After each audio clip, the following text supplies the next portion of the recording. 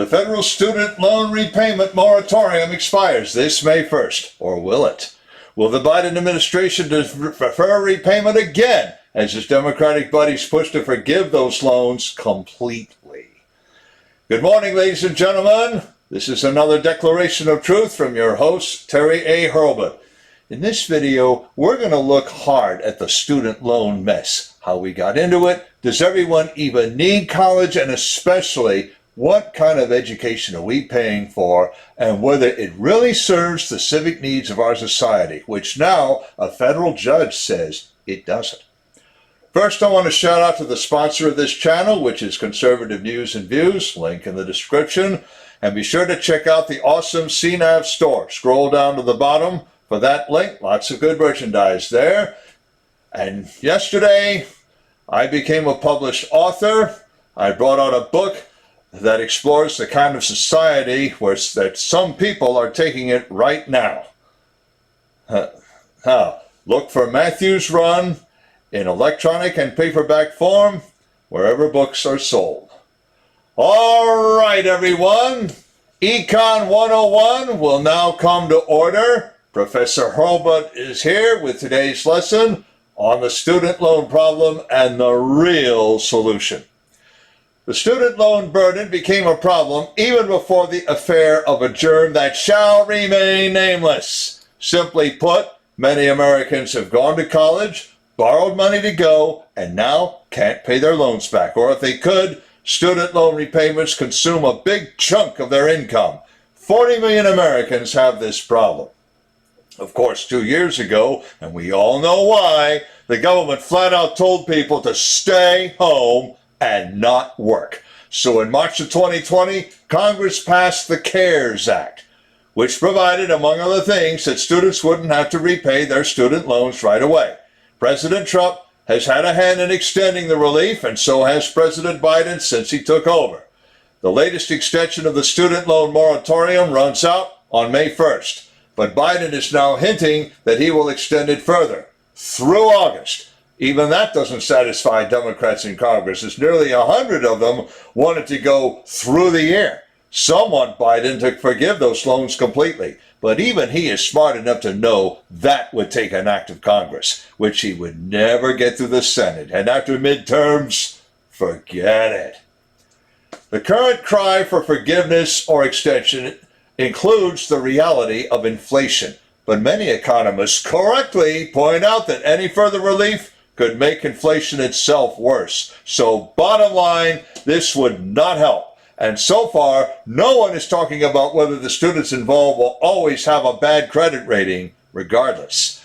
And now the $500 to $12,000 question. How did we get here? We got here by wrongly deciding that everyone should have a shot at going to college. Newsflash, college does not benefit everyone. I've gone over this before, nearly 3 years ago, in fact.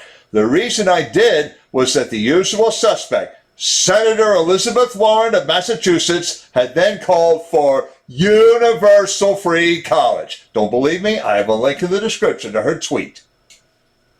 But as we said then, people are going to college for the wrong reasons, or in totally unrealistic job expectations. Yes, I remember the Get a Good Education PSAs of the 60s, but those PSAs played in a different world and might have been wrong-headed anyway. That's when mothers scornfully asked their boys whether they wanted to be ditch diggers all their lives. Well, somebody has to dig the ditches, and doing that should never shame anyone. The real problem was that colleges got flushed with all sorts of financial aid packages. So naturally, they wanted to fill their classes in dorms or Greek letter houses. And they raised their prices too. When they did that, they also turned college into an expensive spa. The best kind of college education that will really prepare you to pay back all that money you have to borrow is going to be in STEM, which stands for Science, Technology, Education, and Mathematics, or in what they call these days Organization and Management Education. And art or music, if you have real art gallery or concert hall talent, and law, if you enjoy an argument, but America has too many lawyers anyway. More recently, we hear of the lawsuit against Brown, Georgetown, Columbia, Caltech, and 12 others, who allegedly cooked up a scheme to reserve financial aid to the children of their big donors. The case of Henry versus Brown University is still in court, with the universities pledging to slug it out. The legal theory concerns a law that lets colleges offer shared financial aid and distribution guidelines for students who have gotten in, but only if they do not consider at all whether the student needs the help. By reserving the aid to the big donors, the student says, the colleges are breaking the spirit of the law. We'll have to wait and see how that case plays out. But we should now talk about an even bigger scandal, about what kind of education students are getting. That they're not getting the kind of education that reliably gets them good jobs is bad enough. But now, as I've also covered, colleges are turning themselves into Stanford prison experiments. Yale University especially has ended up forming a student Stasi, yelling at fellow students to put on their masks and getting them kicked out if they tell those Stasi artists to go pound sand. As bad as that was, Yale Law School had a worse scandal last month. Someone came to the school to talk about freedom of speech, and several Yale Law students shouted the presenters down. That situation got so ugly that Judge Lawrence Silverman of the U.S. Court of Appeals for the District of Columbia actually sent a warning to his fellow jurists. Don't hire any of these Yale Law students who disrupted that event as clerks. They clearly don't understand constitutional law. Perhaps the bigger scandal is that not every federal judge agreed with that. Is this the kind of education for which we want to put the American taxpayer on the hook to pay?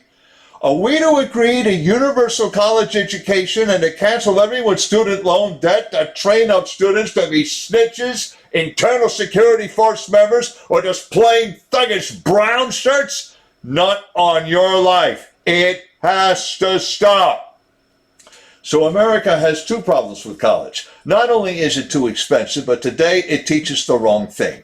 When a federal judge says that a certain law school is not teaching constitutional law and simple rules of etiquette in a civil and free society, we should listen. For both these reasons, I recommend only one answer to any further student loan extension or especially forgiveness. No. N-O, no. It ill befits a senator even to recommend that, because in any other context, the police would call that fraud. Yes, that still leaves 40 million people who got the worst possible advice all the way down the line for years. Several students who didn't get the scholarships they thought they should have gotten sued over that. Maybe they should be suing over the advice they got to spend 4 years at an expensive spa and take courses preparing them for jobs, like faculty jobs they'd never get, or paid or volunteer positions on the political campaigns of candidates who dispense even more of this bad advice. But regardless, forget this notion of college for everyone, and then maybe tuition will come down.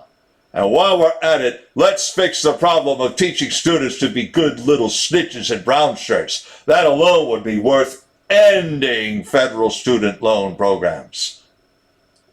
Links in the description to the article, to that silly tweet by Senator Warren, and to Conservative News and Views. I have another link to the awesome online store, as I mentioned. And if you like what you've heard, you can like this video and subscribe to this channel. This is Terry A. Hurlbut delivering yet another declaration of truth and reminding you to let the truth set you free. Goodbye for now.